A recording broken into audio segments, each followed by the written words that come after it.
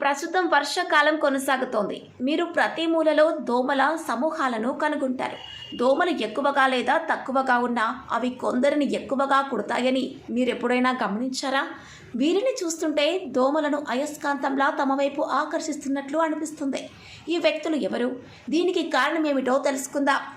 O positive blood group ఉన్న వ్యక్తుల వైపు దోమలు ఎక్కువగా ఆకర్షితులవుతాయి. ఎందుకంటే ఈ బ్లడ్ గ్రూప్ ఉన్న వారిలో మెటబాలిజం రేటు చాలా ఎక్కువగా ఉంటుంది. అంతేకాకుండా దోమల పెరుగుదలకు కూడా ఈ రక్తం అవసరం.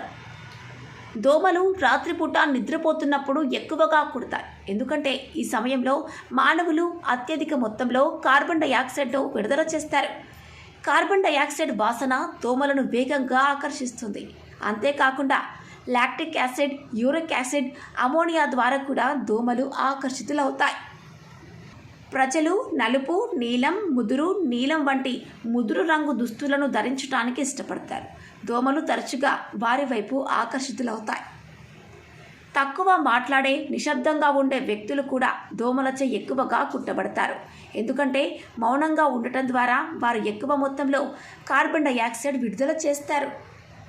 ఇక శరీర వాసన కారణంగా దోమలు కూడా శరీరం వైపు ఆకర్షితులవుతాయి.